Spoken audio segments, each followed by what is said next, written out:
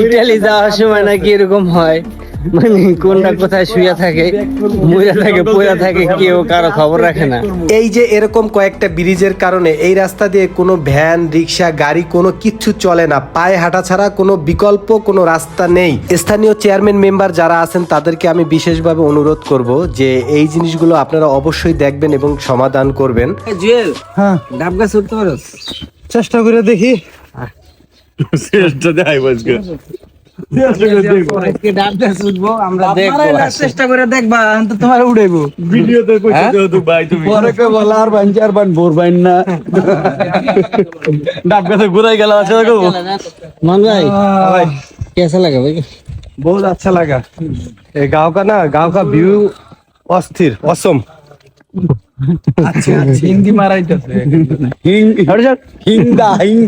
রোমানদের এলাকায় আমরা মাঝে মাঝে আসি, কারণ এইখানে কোনো প্রকার ডিস্টার্ব বলতে কোনো জিনিস নেই। গাড়ি, ভ্যান, রিক্সা যাই বলেন, এটা বলো উঠবো না।